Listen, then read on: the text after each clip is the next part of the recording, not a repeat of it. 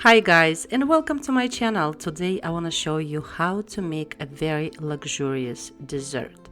It's a meringue roulade, and some home cooks don't even try to attempt making it because they think it's too complicated or too technical. But I want to show you today a step-by-step instructions that you can kill this dessert and don't have to be a professional patisserie. Here is a meringue recipe for your screenshots, and I will explain to you why do I have a different measurements in parentheses for this recipe. With the several testing, I created a perfect ratio for this meringue. Is 1 to 1.5, 1 part of egg whites to 1.5 parts of powdered sugar. If you don't add enough sugar to your meringue, it will not stabilize and it will fall while baking. A cornstarch in this recipe just adds elasticity to the meringue dough and allows us to roll it into roulade. The recipe I'm giving you today is based on the 7 egg whites and with a weight of 220 grams. So I have here 220 grams of egg whites, 330 grams of powdered sugar, 1 teaspoon of lemon juice, 1 dash of salt, half a teaspoon of vanilla powder, and I have 35 grams of cornstarch. For the filling, I'm gonna use 250 milliliters of heavy cream, 2 or 3 tablespoons of powdered sugar, half a cup of pistachios, and I found this in a grocery store. I was very excited. It's a pistachio butter. I'm gonna find a way to use it in this recipe. And you can use fresh berries for decoration, either strawberries or raspberries. Amount of meringue dough that I'm making today is gonna fill up the jelly roll pan that is 16 by 12, and it's gonna make you a 12 inches long roulade. You need to line it with parchment paper. In a bowl of a stand-up mixer, add egg whites and a pinch or a dash of salt. A pinch or a dash means when you pick up the salt with just the tip of a knife. Then we're gonna start mixing it on a medium speed, and when the mixture goes a little bit foamy, we're gonna start adding our powdered sugar, and we're gonna add it gradually. Powdered sugar serves as a stabilizer for your meringue. If you don't add enough sugar, your meringue will not set, and when you bake it, it will simply fall or will not have that crunchy texture. You may ask why powdered sugar, not a regular sugar. Well, powdered sugar is much easier to incorporate into a meringue. If you add a regular sugar and don't incorporate it completely into meringue, your meringue will crack. After all sugar has been added, we need to crank up the speed, and we have to reach a certain consistency of our meringue. And here it is at a soft peaks, and here it is at a stiff peaks. So visually speaking, your meringue is supposed to look like a bird's beak. Add vanilla powder and your meringue is ready. The rest of the ingredients are gonna be mixed in by hand. So we're gonna add our lemon juice. We're gonna give it a couple turns. Just be careful not to let the meringue fall. Then we're gonna add cornstarch. And ideally you have to sift it because sometimes cornstarch has little lumps inside. And then we're gonna give it a couple turns so our cornstarch gets completely incorporated into our meringue batter, and it's ready. To make your roulade looking pretty, like you saw in the picture in the beginning, it has like those ridges. We're gonna pipe out our meringue dough, and so we need to transfer it into a piping bag.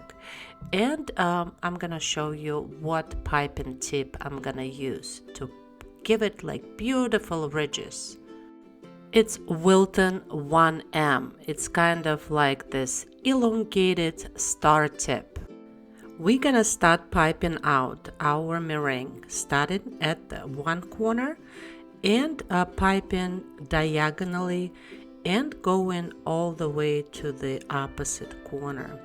And as you can see, look how beautiful these ridges look with this piping tip. It almost looks like ribbons.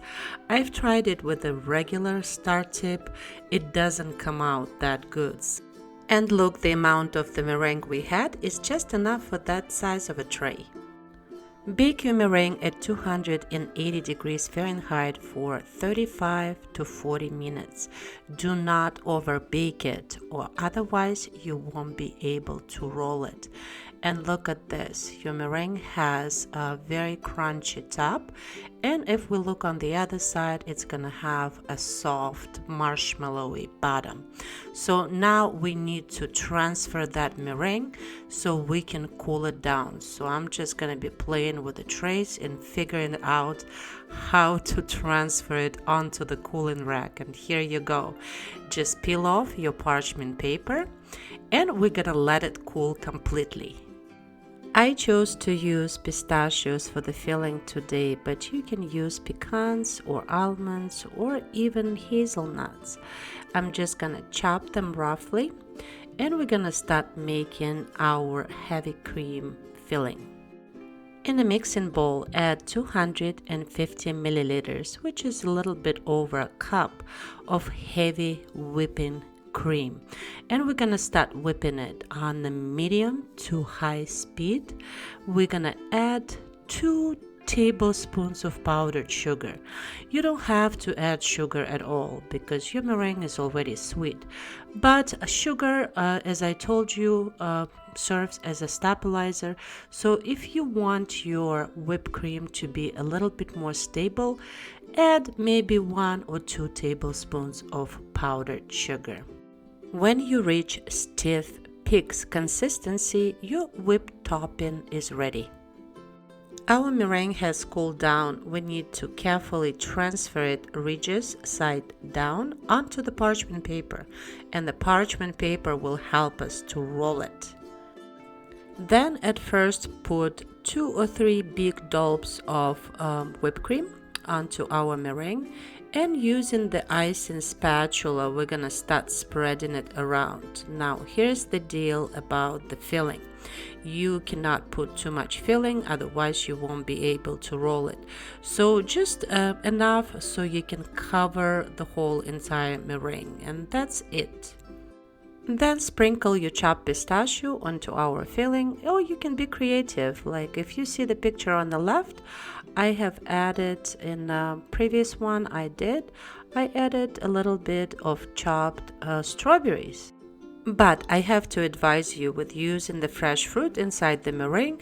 If you're not finishing it the same day, the next day you will see it's gonna make your meringue soggy.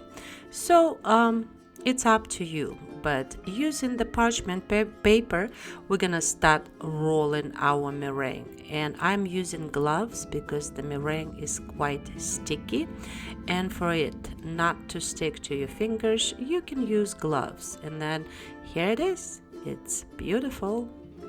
And now I know what to do with this pistachio butter. I'm just gonna mix in a couple teaspoons into that leftover whipped cream I had. So let's see what happens.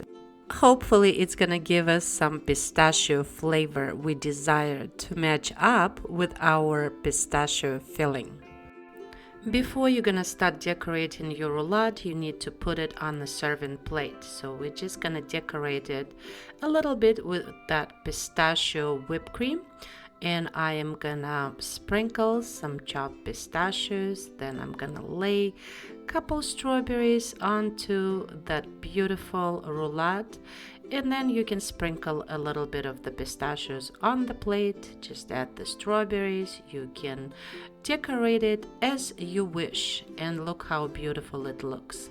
This roulade needs to sit for a couple hours in the fridge, and after that you can cut a slice, and look how beautiful it looks, and you can enjoy it. And if you look carefully at the texture, the top of the roulade is crunchy and the inside almost tastes like marshmallow with that whipped cream topping and chopped pistachios and the strawberries on top and that pistachio whipped cream.